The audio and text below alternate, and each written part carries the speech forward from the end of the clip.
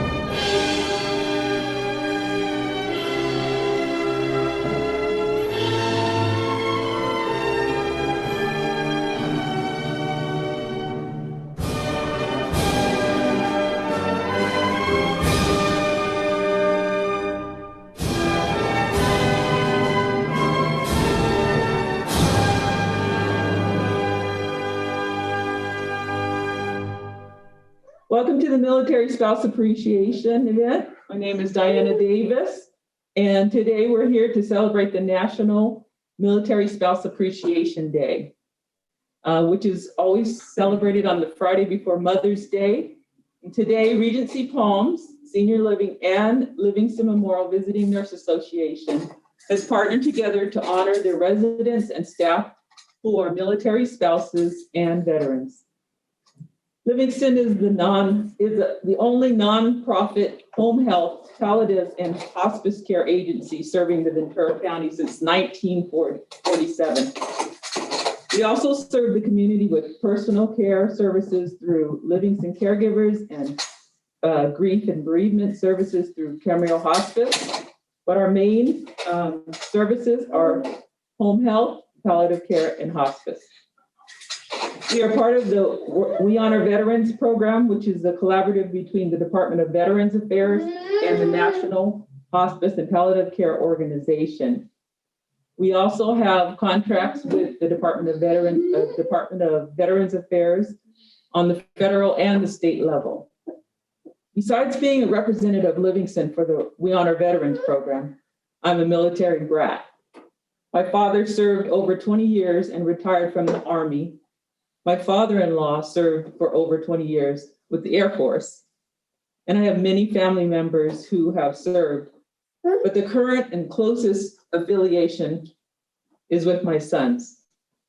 I have twin Air Force officers who are currently serving. One of them has recently returned from deployment, and another one is still deployed. Although I'm not a military spouse, I have a deep respect for the military and have a passion to acknowledge and serve them. Thank you for your service to those who are active duty in the reserves, the veterans, and thank you to the military spouses, because you too have served, and that's what this recognition is all about. With that, I'd like to turn the spotlight over to a 36-year veteran, retired Navy Captain Jim McHugh, who is the new Veteran Service Officer for the county. Well, good afternoon, and thank you, Dinah, for asking me to participate in such a wonderful event. Can you all hear me? Yes. Great. I really can't think of a better way to kick off the Military Appreciation Month than by celebrating military spouses. As you said, I'm the new Veteran Services Officer here in Ventura County. I've been in the Navy prior to that, I was in the Navy for 26 years. I was a naval flight officer and flew an E-2C Hawkeyes on and off aircraft carriers, made many deployments. My last position was I was the commanding officer in Naval Base Ventura County. So it was during that whole 26 years, my spouse was with me every step of the way. But I also was in the Navy before I joined. My father was in the Navy for 30 years.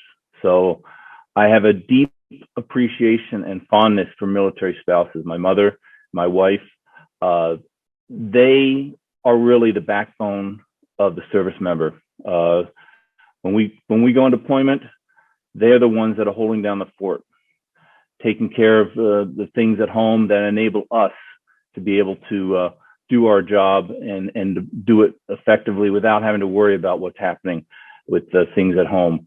They truly are serving also. When we're on deployment, they actually are on deployment too. And sometimes it's even harder for those at home than it is when we were on deployment. So it always seemed that whenever we left for deployment, that's when things for the house broke, when the appliances needed to be replaced, when all those things happened. But it's the military spouse that is strong and able to handle those situations. And if not, they know where the resources to go about getting it. It is a special individual that is a military spouse, and they deserve all the honor. And I thank every one of the military spouses in this audience for the service. And that's right, it is a service that you all have provided to your country and to your veteran or your service member. As I mentioned about how things usually break on deployment, just a quick sea story of one of my first deployment. And this was prior to having email on the ships. So you'd get the letters, and I instructed my wife to number the letters, but he ended up getting letter 3 before you got letter 2. So at that time, that's when I found out she bought the new washer and dryer before I knew it was broken. So, but things like that always happen, and it's the military spouse that is really, really keeping the veterans going. And again, thank you for your service.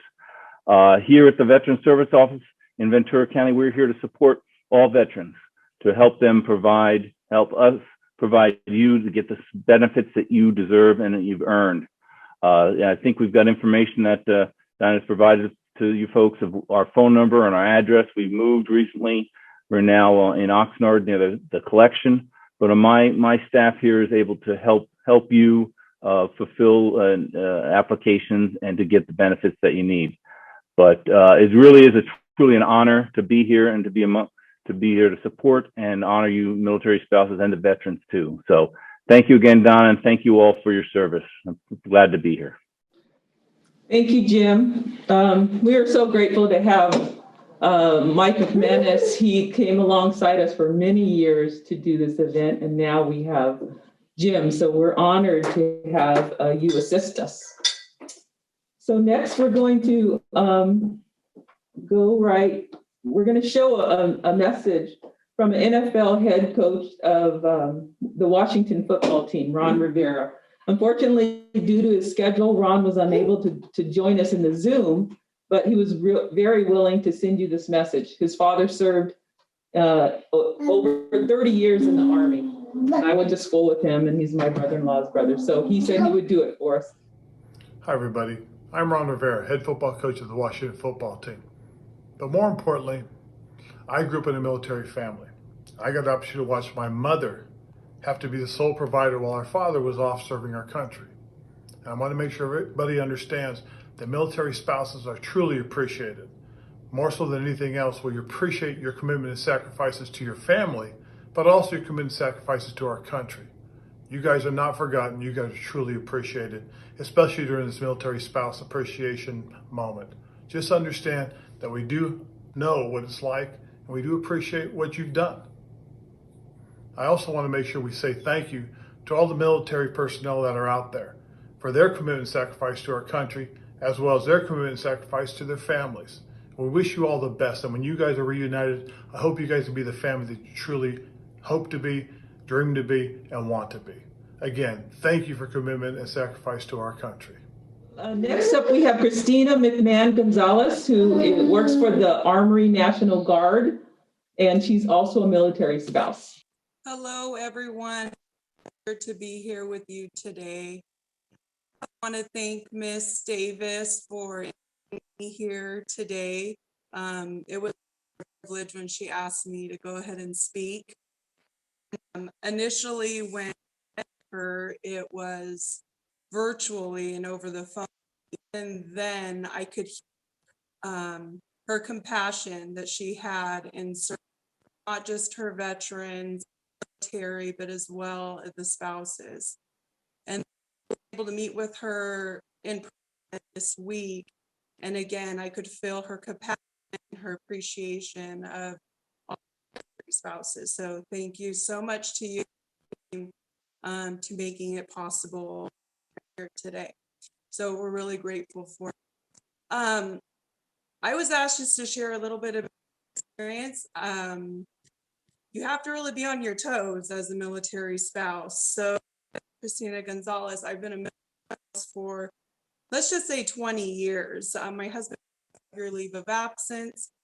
At that time, he has served and I've assigned him in a few different capacities. Started off young in 1996. He decided we were engaged and he decided he was in the military. So after a long discussion and what have you, he went off to he did his test, signed papers, and within a few months, he was gone to Fort. While he was there, he had one, either being an 11 Bravo, or a foot soldier, and he shared with me through writing, because back then technologies and phones and now, and he probably wouldn't have been able to have it anyway. So he shared with me in an email was to be an infantryman, a foot soldier.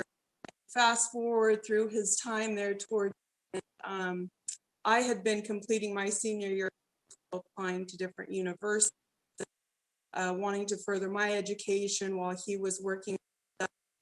And by the end of his training, not only was I on my way to Chaminade University, it was one of my goals, but he had shared with me to be a foot soldier.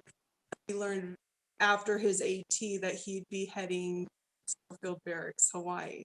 So there was no long engagement. IT basic training, we got me. It was 2 weeks, that 2-week window that they gave, and we headed off.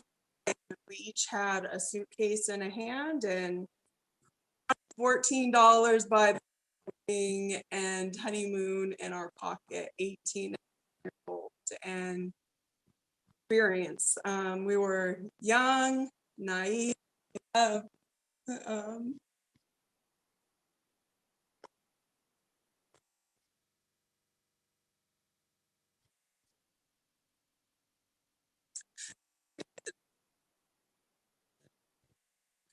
and like the military, there's many surprises, and I felt today I was going to be struck. Like surprises, my husband was able to be here, which makes me a little bit more. So you could say hi. So with that being said, we had a great 4 years in Hawaii. He served there as an infantryman in and out of the field for days, weeks, months, what have you, at a time. And challenging, especially being young. Everyone's like, why? And yes, it was great. However, there's only so much you could, how many times you could drive around the and what have you, and not one and not wanting to venture out too much on my own and being, it was fun, don't get me wrong, very challenging too, having all my family, sisters and stuff mainland.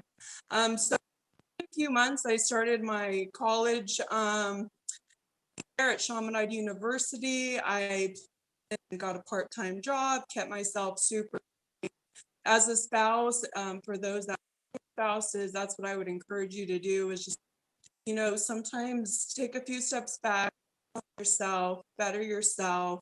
And it's okay to be selfish once in a while, because that's just better person, a better wife, and then so after our time there in Hawaii was up, my husband decided to go ahead and get out of active military. And I'll be honest, although I was very supportive, I was also determined my college education for having children.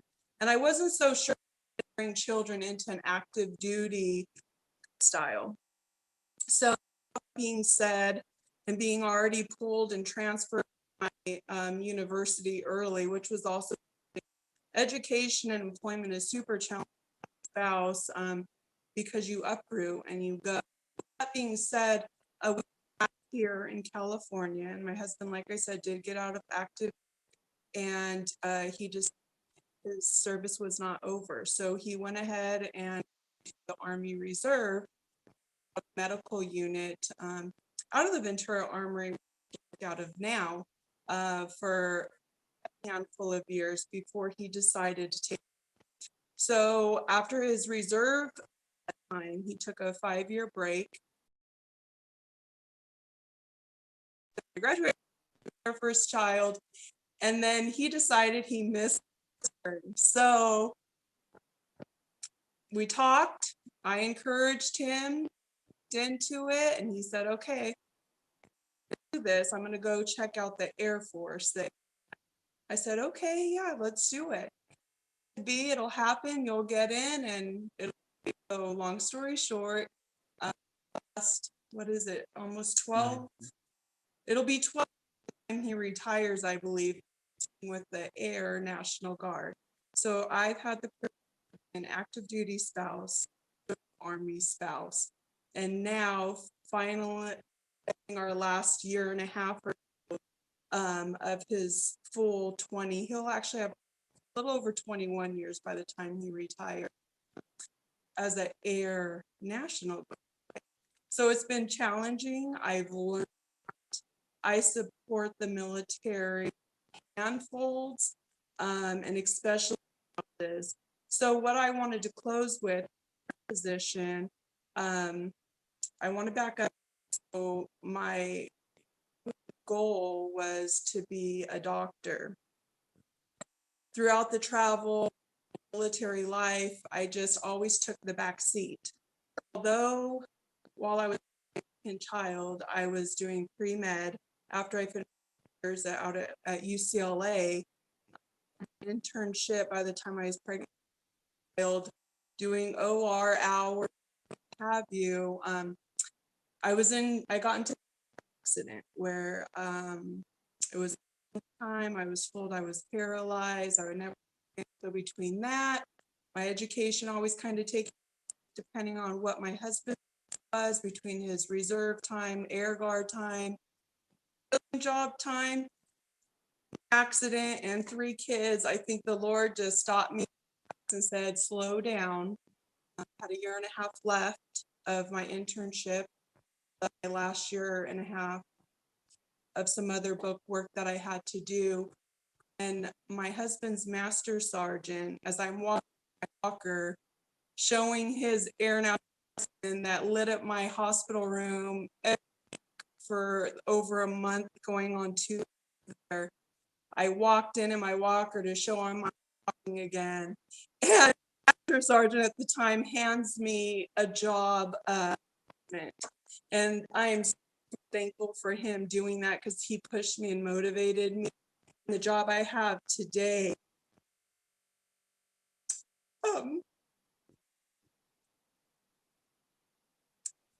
still serve to our veterans, spouses. So I'm a federal technician, the Army National Guard for family programs. It's my honor. So thank you. You know where to find me if you have questions, and I apologize for emotional, but my heart, and I support you so much. Thank you so much, Christina. We appreciate you telling us a little bit of what it's like as a military spouse. You tell me. We're going to do a reading next, and if it's too tough for you, I have it here and I can read it. How are you feeling? I've already left, so we'll just do it. We got Okay. this. Let's go for it. Then I'm going to go ahead and mute myself. And Okay, with that being said, asked if I would like to read the poem. It was written by an Army wife. Her husband was serving his second tour, the heart of Kandahar for 11 months. And her promise states, cannot promise that I will not become frustrated when you leave me. The world seems to fall apart all around me. I cannot promise that I will know those who sent you when the dryer, the transmission goes out, and the dog couch all during the same week. Most likely the week after you depart. I cannot promise that the sand and the mud that cakes my floor will not give you harsh looks and rude thoughts. I promise that my heart will not be torn in 12 different ways when you move away from me. I cannot promise that I will not let my anger when you refuse to answer questions. I cannot understand why you share things with your comrades that you share with me. I cannot promise that there won't be a time when my heart makes its presence before my pride can mask it. I cannot promise that I will not show my worry and my concern. It's best for you not to see. I cannot promise to understand why you do so many of the things, but I promise that for as many sadness and frustration and anger shed, there will be that tears of pride. Woo!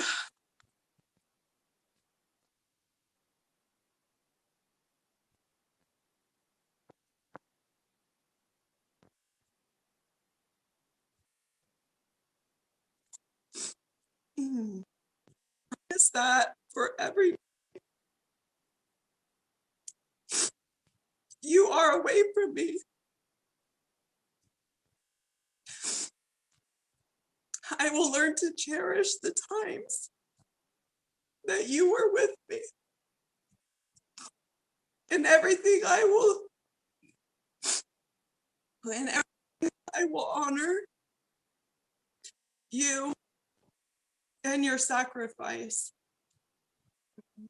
I can promise to teach our children the same. Every moment that you are not with me, to the amazing man that you are through my action, I can promise that there will never be a night where you are not the subject of prayer and the keeper of dreams. I promise to understanding that there are many I will never understand. Keep with me in everything and to do my best grace in this life. I will be strong for you as you are strong for me, and I will carry you in every moment until your sandy boots again sit inside the door. Written by Megan Williams. So again, this poem so much. I appreciate Miss Megan Williams for a great poem. And it's again an honor. So not only do I serve next to our oldest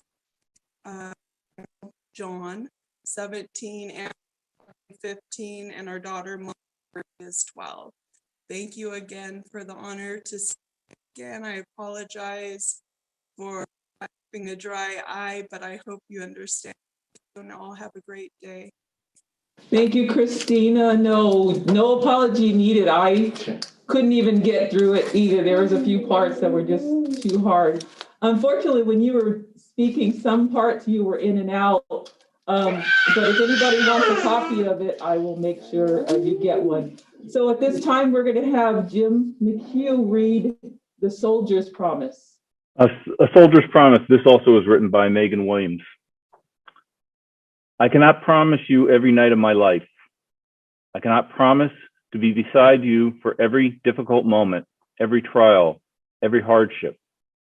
In truth, I can promise you that I will not be with you for most. I will leave you at inconvenient times. I may miss the birth of our children. Any special date to us may be tainted with the anniversary of the death of one of my friends.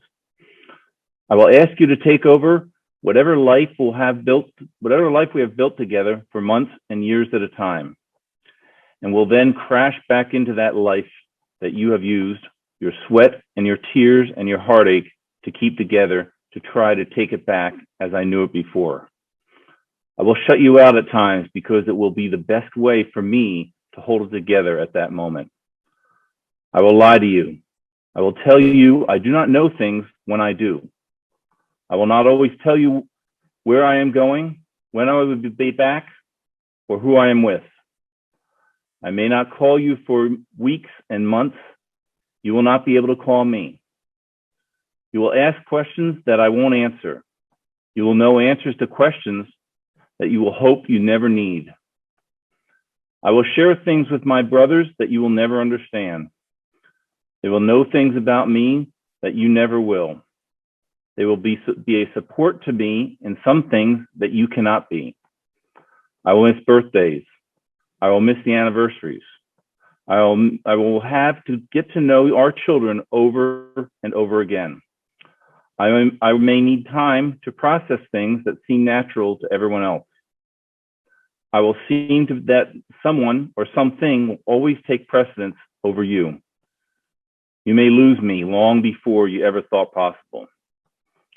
I will uproot you, ask you to reestablish our family anywhere in the world, in any season, at any time, over and over again. Sand and mud will be tracked through your halls from the boots I am too tired to take off. I will leave you when you beg me not to.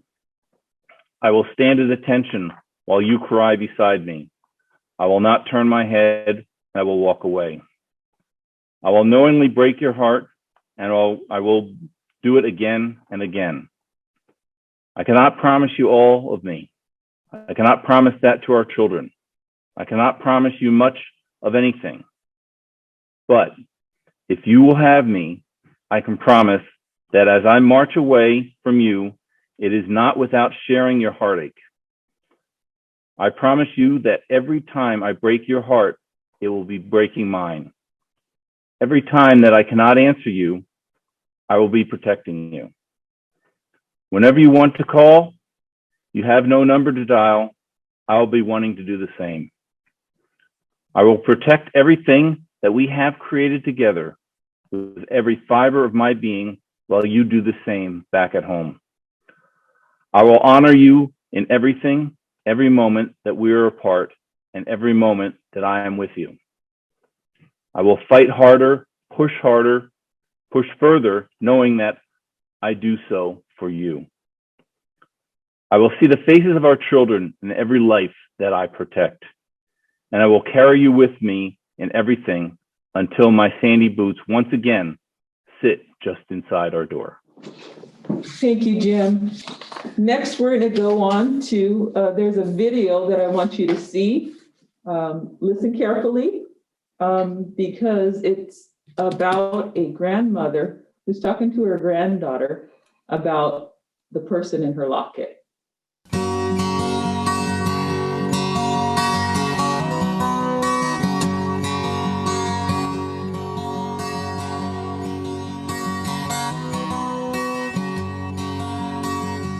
Back in 41, you made a brown-eyed boy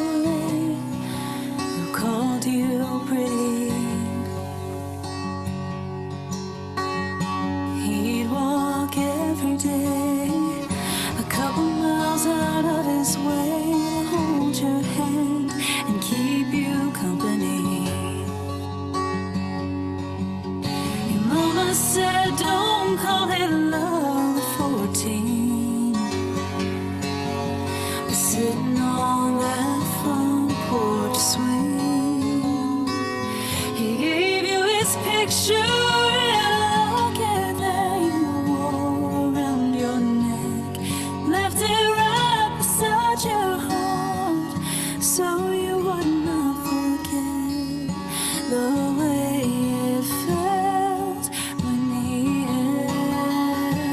held your hand.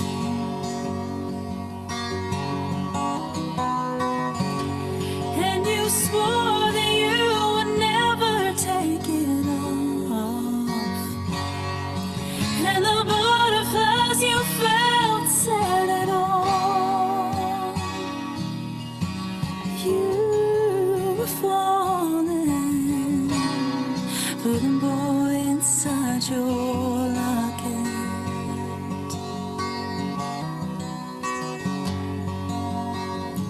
Back in 43, a brown-eyed boy went overseas and had to leave town for a little while. He swore he'd marry you as soon as the war was through. You would be his wife. Stand in the pouring rain. You cried as you watched him ride away. But every day you had his picture in a locket that you wore around your neck. Left it right beside your heart so you would not forget the way his kiss tasted on your lips.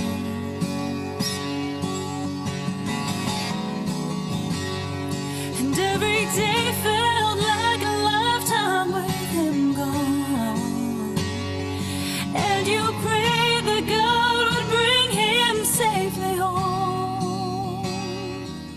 'Cause you made a promise to the boy inside your locket. Oh, 60 years you two had together, and he's been gone for a couple now. And it breaks my heart to see you struggle to remember. So I've been writing all your memories down, and I stopped by today to read a couple pages. Grandma, you sure look pretty. And you smiled, that smile, the one I haven't seen in quite a while. And you said to me, I want you to keep his picture in a locket that I wore around my neck, the one I left beside my heart, so I would not forget the greatest love and the greatest man I've ever known.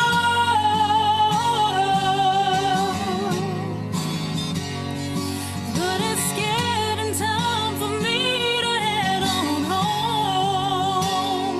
She said that brown-eyed boy's waiting, and I don't wanna keep him on. Heaven is calling. And she said my heart is longing for the boy inside your locket.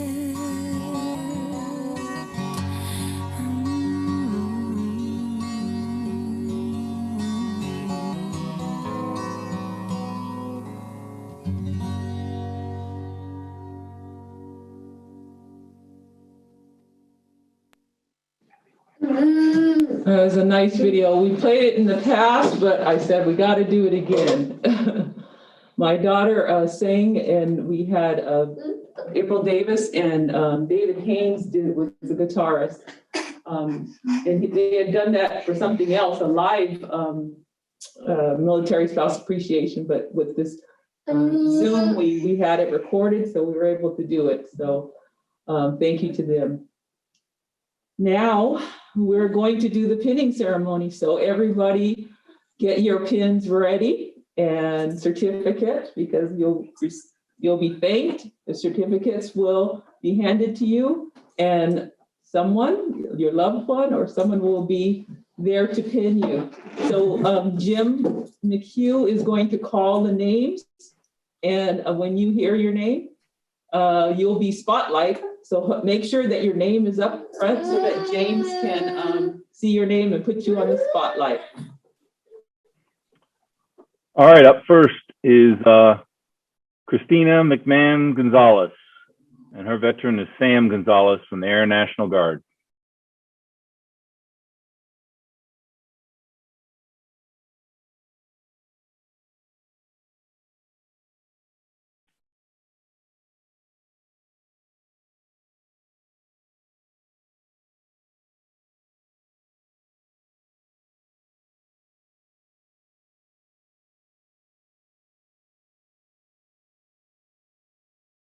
Next is Navid Hagden, and his veteran Carla Hagden from the Air National Guard.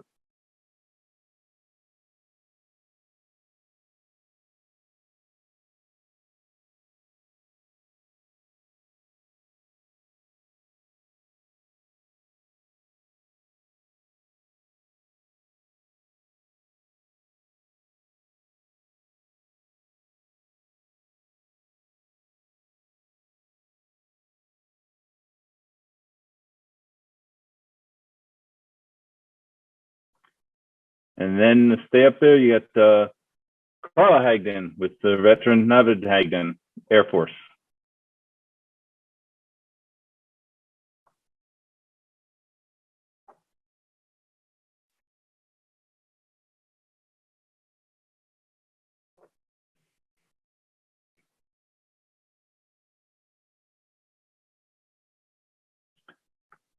Next is Dana Sanduck, and her veteran Joe Sanduck from Air Force.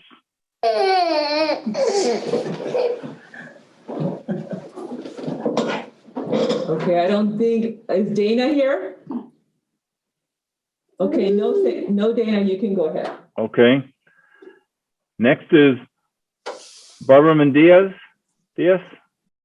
from the U.S. Army.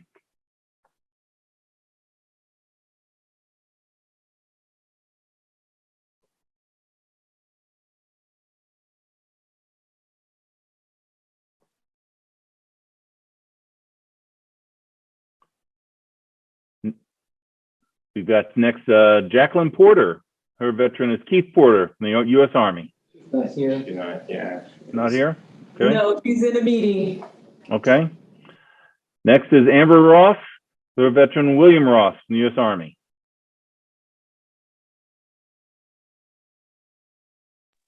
Not here. Not here? Okay.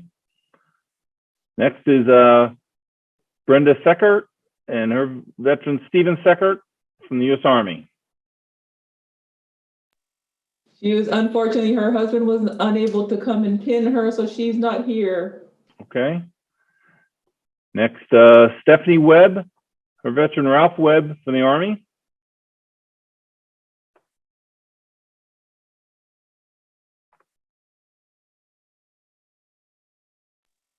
She comes. You want to do that?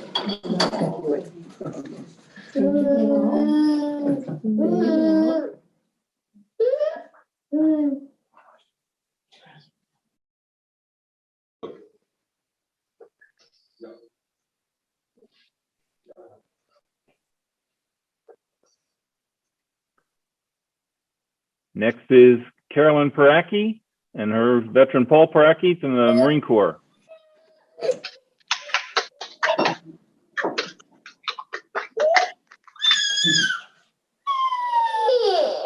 Oh, they're there. Okay, good. Good.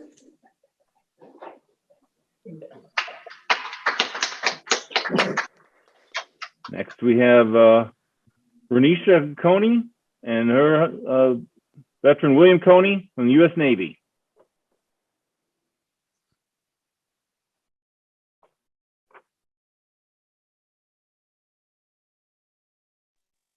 Here. Not here. Okay. Next is Leslie Domke and her veteran Todd Domke from the U.S. Navy. Okay, I don't think she's here either. She also works for Livingston. Okay. We've got Linda Hampson and her veteran Jim Hampson from the U.S. Navy. I know that she couldn't make it. All right. Jennifer Leonard and Joshua Horner, who's the veteran Joshua Horner from the U.S. Navy. We want to honor them, but they are unable to make it as well. Okay. And then we've got Alicia Martin and her veteran Randy Lee Martin from the U.S. Navy. Thank you for your service. She's unable to make it as well. Okay. You want me to mention the other veterans they have listed on here? Yes. Okay, just to honor the veterans that we have here, Jason Castle from the U.S. Army, Jerry Gadsden from the U.S. Army, Warren Robertson from the U.S. Army. Okay, they're out there in the crowd right there. And they're going to be pinned, so. Okay. So I wanted to see it.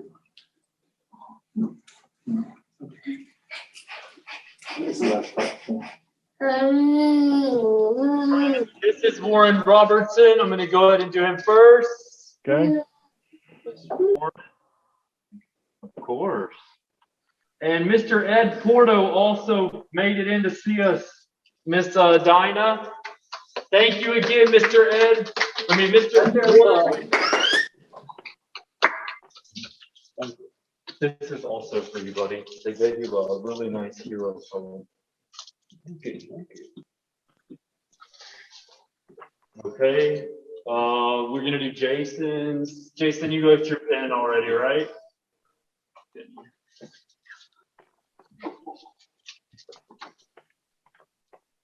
And is Jerry Gadsden there? Yes. Oh, yeah.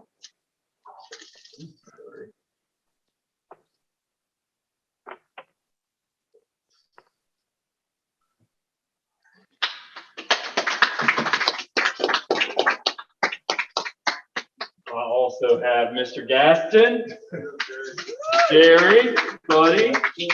This is your certificate here, and then they have also given you a very nice hero poem. Yeah. All right, I'm going to put this down here for you, buddy. And here is your pen. I'm going to have you turn and kind of face over here for me a little bit. Turn over here. Let me get your pen. Smile, handsome. Give me a nice cheese. There it is. Hey. And I have a Mr. Stanley Zimmerman. Stanley Zimmerman, yes. Hey, buddy. We'll do the same thing. We got you a United States Navy Certificate of Appreciation and a hero poem. And I'm going to go ahead and give you a pin. I'm going to pin you. Livingston Memorial is amazing. You see, oh, Miss Dinah's not up there. I'll show you who she is in a moment. There she is in the orange shirt there. That's Miss Dinah. Ew.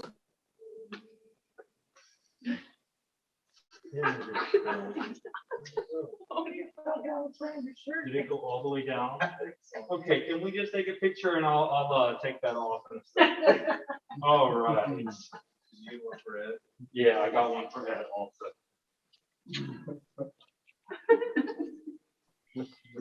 Are you there, son? Would you like to put it down? All All right, next we got Doug Bowman, Oh, Ed Porto. U.S. Navy. Ed Porter. Never mind, I moved back to the. Oh, whatever. And okay, this is Doug. Yay, our IT guy. Woo-hoo!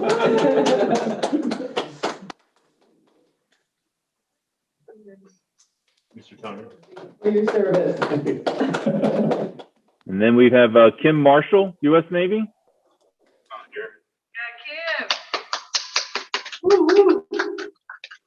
Miss Kim's not here, but we have Mr. Ed Porto. Ed Porto from U.S. Navy. There you go. Mr. Porto's son, Tony, is going to be here to pin him. Okay, then. We'll get that for you, buddy.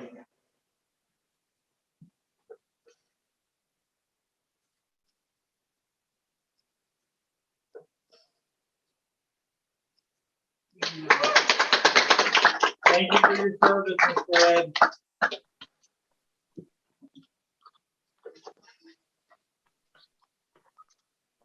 All right, and then previously mentioned before of the veterans are Renisha and William Coney, Navid and Carla Hagden, and Jim and Linda Hampson. And we have two that we did not recognize here.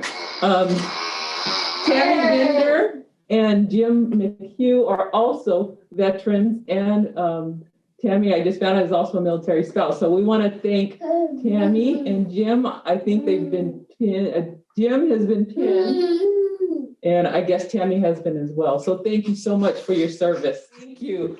Okay, I'm going to go ahead and just say thank you to so many people, and then we'll be done. Jim McHugh, thank you so much for doing this. I know we kind of just threw you in there. You're new, and then all of a sudden we threw you in there, so we appreciate you doing this for us. Tammy Binder for just, we talked about it a while back, and you said you'd be willing to do it. I appreciate you. Christina McMahon Gonzalez, you did a wonderful job. Thank you so much for just telling us how it's like, and your husband, of course, Mr. Gonzalez. Regency Palms, Michael Arnold, thank you so much for helping me coordinate this, and Andre Boratz. You can't hear me, but I'm gonna come up. Ken Mahler, who is the Executive Director for Regency Palms. Ron Rivera, who is not here, but we got a message from him.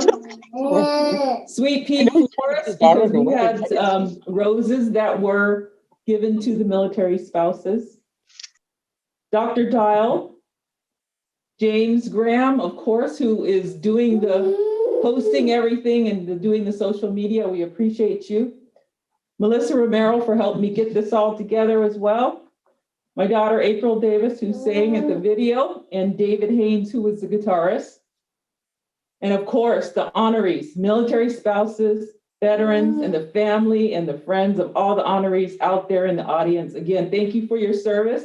I only hope that my sons will meet such great and loving and strong spouses such as yourself.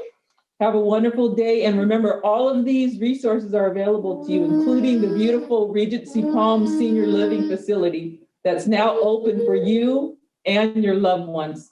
So with that, go eat some cake and enjoy your day. Thank you for your service.